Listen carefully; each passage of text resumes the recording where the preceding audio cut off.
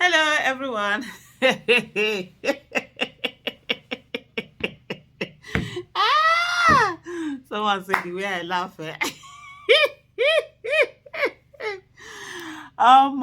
By the time Tinubu is done with all of you, you will rename Nigeria Tinubu and Sons Limited or Tinubu and Sons Company.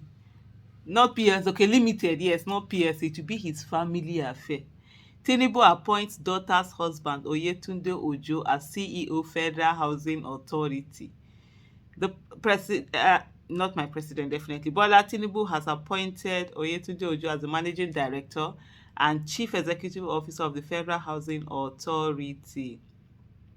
He's the husband of the president's daughter, Folashade Tinubu, who is also the Iyaloja of Lagos. Disclosing this in a statement on Thursday, the president's media aide, Ajuri Ngelale, stated that Mr. Ojo, a former member of the House of Representatives, has over a decade of work experience in the housing and hospitality industries. Really? Okay. Hey, hey. The statement also added that Tinubu's son-in-law holds a master's degree in peace and conflict studies from the University of Greenwich, United Kingdom. Housing, peace and conflict. Okay. The appointment followed Tinubu's approval of the reconstitution of the executive management teams of parastatals under the Federal Ministry of Housing and Urban Development on Thursday. Mr. Ngalale said that the appointment by Tinubu is aimed at repositioning the national housing and urban development sector to meet well, anyway, different this thing, a lot of what and what have you. And of course, after that, he has also approved, I think it's 126 billion naira for the housing. So it's all family affairs now. They'll do what they want to do, how they want to do. The way he captured economically, socially, everything politically, captured Lagos State. It's how he wants to come and capture Nigeria, the whole of Nigeria, and then put his people. He'll be the one directing all the monies and everything. I see again there's another department, some units of, I can't remember what it was right now, that he also wants to transfer to Lagos again. By the time he's done, hey, those that were insulting us and say that our head no correct, they go know say na their own head na im no correct. Wey dey sit down see person that is not supposed to be. Even your smallest business, you will not give it to Tinubu to manage. You guys, some of them decided to. And then they watch him rig election when the votes they gave him was not enough, and yet they did nothing. They were supporting him. After all, you people will cry. I'm crying me tears no dey hard me, e dey run. As I dey cry, na so I dey laugh. Let us be there and not so be taking all of this. When we are done, then we now go back and start praying to God. I already see the Borno state governor is coming out to say that people should come out. They did a 1 day praying and whatever. I mean, it's just the irresponsibility of people not doing the right thing when they should do the right thing, and then they will just sit down and be praying to God. Why did he campaign? Why did he run for office? He should have sat down and be praying to God, not to just make him governor. Why did he put in the effort? They would put in the effort to give people good governance, development, everything. But then all they did to do is to that change everything to make it, oh, it's God, is this, is this. And we have another one, is it Pastor Adeboye that say, oh, Nigeria has spiritual problem. No, Nigeria doesn't have spiritual problem. Nigeria has leadership problem.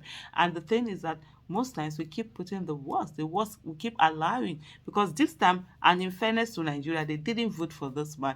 He rigged his way into office. Most time we keep allowing the worst amongst us to be in a leadership position, and that's the reason why we are not getting anywhere. It doesn't have anything with spiritual problem. God loves Nigeria.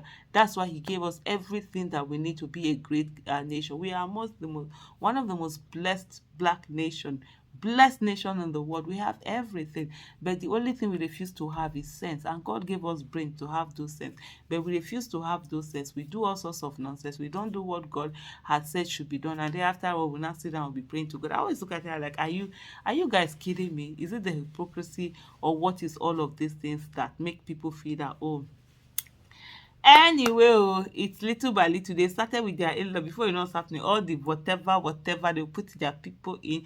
Tinubu is going to put his people and then turn it to Tinubu and Sons Limited.